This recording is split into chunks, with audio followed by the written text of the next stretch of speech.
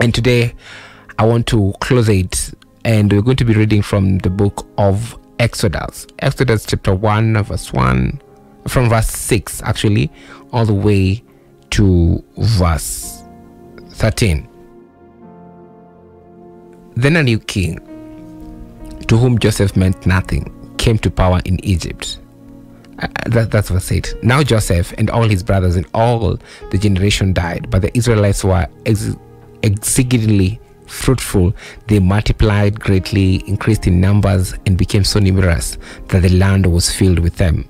Then a new king, verse 8, to whom Joseph meant nothing, came to power in Egypt. Look, he said to his people, the Israelites have become far too numerous for us. Come, we must deal shrewdly with them, or they will become even more numerous.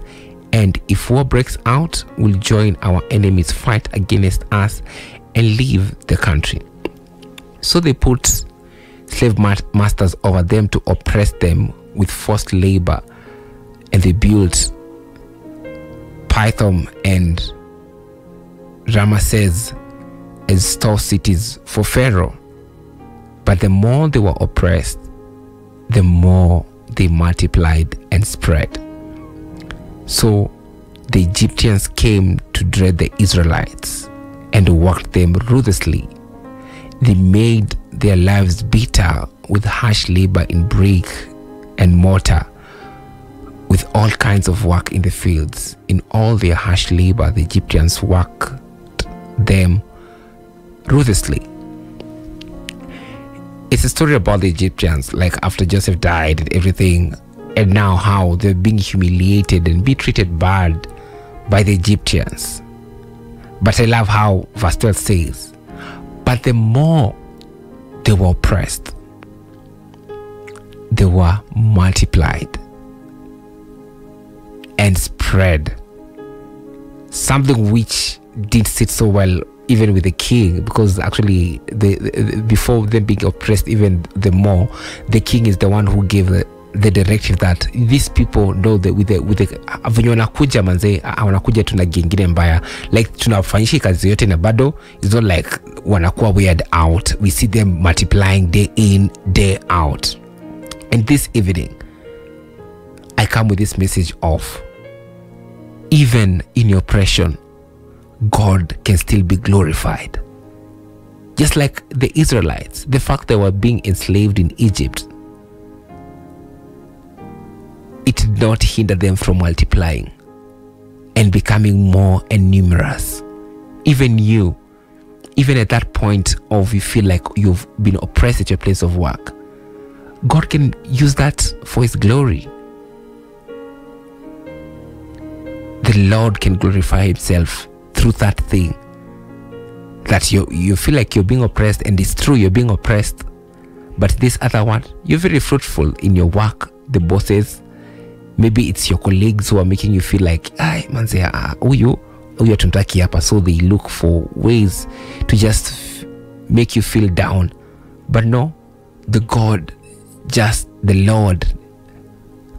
get to glorify himself, because you're not like a man. Men, we might plan to do something and to just bring people down, but the plans he has for us, he says that he has good plans for us, not of evil, but to give us a good future. It might be in your family, like your siblings are really undermining you. In your family, you can't say anything. That you're that one kid in the family who nobody's want to listen to. But even in that, God can glorify himself through that.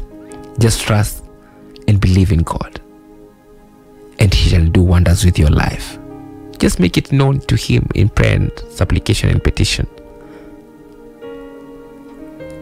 and out of it, the Lord will for sure glorify himself. So do not despair, my dear listener, this evening. Even in that place that you feel like, I'm almost hitting the wall, like when you feel like everything is not working, the Lord can still make a way for you. Do not despair. Walk with this verse. Exodus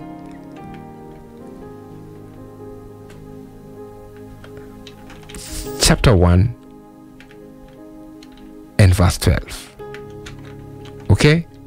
Which says, but the more they were oppressed, the more they multiplied. Even in oppression, God can still be glorified. Do not despair. And that's my encouragement to you, my dear listener, this evening. Pearl Radio, the home of fresh and classic hits.